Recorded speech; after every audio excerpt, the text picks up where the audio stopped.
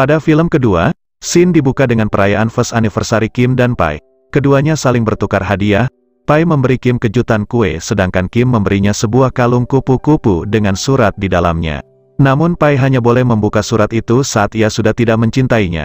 Yang berarti, aku tidak akan pernah membukanya, begitu kata Pai. Cerita lantas maju 2 tahun kemudian, saat mereka akan merayakan anniversary ketiga. Kim yang tengah membuat kue dikejutkan dengan kedatangan Pai yang memeluknya dari belakang. Pai juga menceritakan dirinya yang menolak magang di Phuket, karena Kim dan Pai tidak diterima di sana. Mendengar hal itu, Kim terlihat akan mengatakan sesuatu, namun tertahan karena tingkah Pai. Malamnya saat berkumpul dengan teman-temannya, Pai menerima telepon bahwa ia Kim dan Pai beserta temannya diterima di salah satu tempat magang. Namun tiba-tiba Bibi Im datang membawa hidangan dengan meneriakkan selamat bahwa Kim telah diterima magang di Provinsi Nat. Pai terkejut mengetahuinya, karena mereka berjanji akan magang di tempat yang sama, dan di sana, hanya ialah satu-satunya yang belum mengetahui tentang kabar itu. Namun Kim pun berkelit bahwa ia tidak memiliki kesempatan untuk memberitahu pacarnya itu. Pai juga menuduh Kim bahwa ia ingin menjauh darinya, padahal Kim hanya ingin pergi ke tempat magang pertanian terbaik demi usaha ayahnya. Merasa dibohongi, Pai hampir meminta putus jika Kim tidak memotong kata-katanya dan menyebutnya kekanak-kanakan, karena selalu membicarakan putus saat emosi.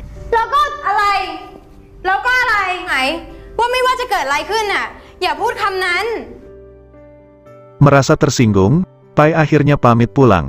Namun di sini Kim kembali emosi karena berarti Kim tak bisa menemui Pai karena ibunya yang tak suka dengannya.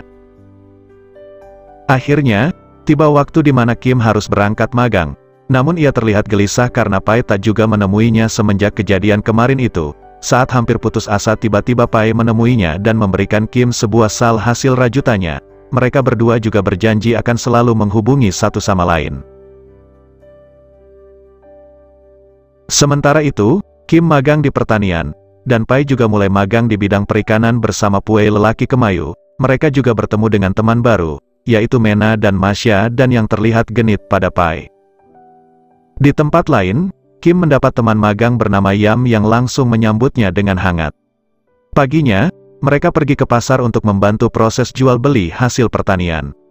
Kemudian, keduanya juga kerap berjalan-jalan di tengah masa magang, dan tak lupa setiap malam Kim selalu menelpon Pai. Namun karena susah sinyal, ia terpaksa menelpon di portal depan, dan karena Kim takut kegelapan, ia pun selalu meminta Yam untuk menemaninya. Karena LDR, Kim dan Pai tak lupa bertukar kabar dan memutuskan untuk saling menelpon setiap jam 8 malam. Sejak saat itu, Kim dan Pai tidak pernah absen bertelepon. Pai juga kerap menceritakan atasannya yang genit, menu makanannya dan menggosipkan Pue yang lagi patah hati. Sedangkan Kim, tak pernah bosan mendengarkan pacarnya yang memang cerewet itu.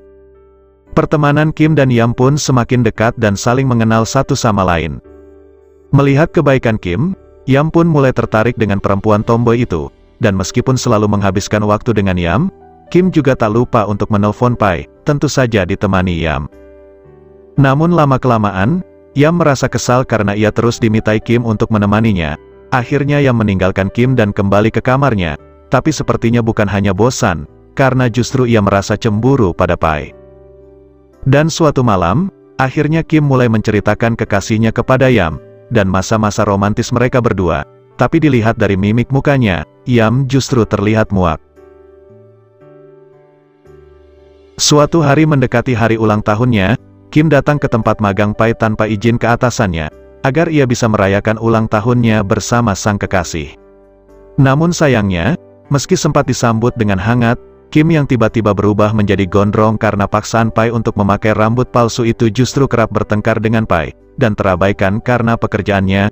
Kim pun merasa kecewa dengan Pai yang melupakan hari ulang tahunnya. Bahkan tak memberikan selamat, mereka sempat adu mulut karena Pai mengelak tuduhan Kim. Hingga akhirnya saat Kim berkemas akan pulang, lagi-lagi Pai mengancam akan memutuskannya.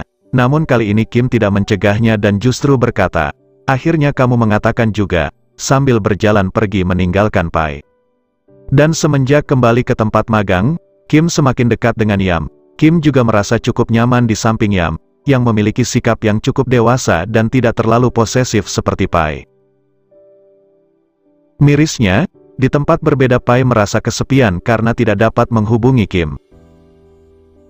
Keesokan harinya, Kim dan Yam bolos dari tempat magangnya untuk berjalan-jalan dan lebih sering menghabiskan waktu bersama, sedangkan telepon dari Pai selalu diabaikannya. Tak jauh dari hari itu, Kim mendapat teguran dari atasannya karena menyebabkan gagal panen, karena ia membolos tanpa izin saat menemui Pai. Usai meminta maaf, ia juga menerima paket yang ternyata dari Pai. Tapi Kim tak tertarik membukanya. Ia justru mengalihkan perhatiannya pada Yam. Namun sayang, saat mereka sedang panas-panasnya, Bibi Im tiba-tiba menjenguknya.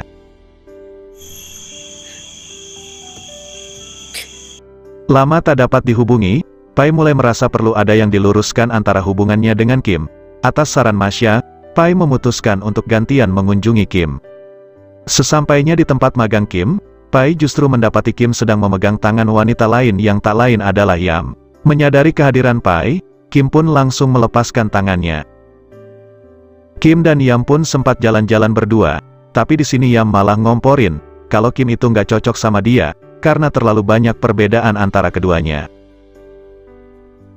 Malam harinya, Kim dan Pai kembali beradu mulut, karena Kim merasa ia tidak pernah menghargai usahanya dan selalu overprotective.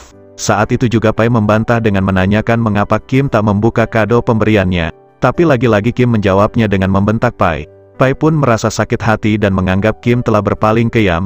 Ia lantas mengembalikan kalung dari Kim dan pergi meninggalkannya. Suatu hari ketika masa magangnya hampir habis, Kim mencari Yam ke kamarnya untuk mengucapkan perpisahan. Namun saat tak ada jawaban, Kim pun memutuskan untuk masuk ke dalam kamar Yam. Dan di sini Kim justru menemukan rangkaian kata-kata yang menceritakan kekaguman Yam padanya. Tiba-tiba saja Yam datang dan melihat Kim yang sedang mengamati tempelan di balik pintu itu. Mengetahui dirinya ketangkap basah menyukai Kim, Yam sekalian saja menyatakan cintanya dan akan menunggu jawaban Kim, tak peduli apapun jawabannya. Ia pun coba memberikan kesempatan kepada Yam untuk jalan dengannya. Saat tengah bertualang di hutan, tiba-tiba saja kalung kupu-kupu Kim terjatuh. Ia segera mengambil kalung itu dan membaca surat yang ia tulis sendiri itu. Melihat surat itu, Kim menyadari bahwa ia masih mencintai Pai. Akhirnya ia pun meminta maaf pada Yam karena tak bisa melanjutkan hubungan mereka. Tak diduga, Yam tetap mendukungnya dan menyuruh Kim segera menemui Pai. Di tengah perjalanan menemui Pai, Kim menyempatkan untuk membuka box yang dihadiahkan untuknya. Ternyata isi hadiah tersebut berupa boneka yang bertuliskan "Cium hidungku sebelum tidur". Dan saat Kim mencobanya, ia mendengar suara Pai mengucapkan selamat ulang tahun, serta ucapan terima kasih karena ia selalu sabar menghadapi Pai yang selalu manja. Saat Kim tiba di rumah Pai, sayangnya, Pai tak mau lagi menemuinya karena masih merasa sakit hati.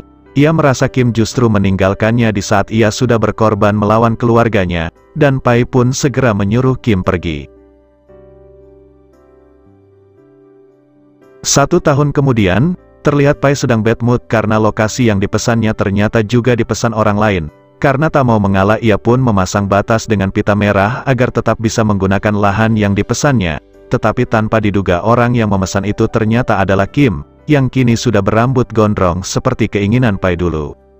Dan saat itu pula, Kim coba melamar Pai, dan ia mengaku selama setahun belakangan ini, masih selalu mencari informasi tentangnya. Kim juga meyakinkan pada Pai, bahwa ia akan memperbaiki semuanya, dan menjelaskan bahwa suatu hubungan tak perlu selalu mengikuti standar orang, selama mereka bisa bahagia. Sambil mencabut garis pembatas yang ia buat, Pai mengiyakan ajakan Kim untuk berpacaran kembali.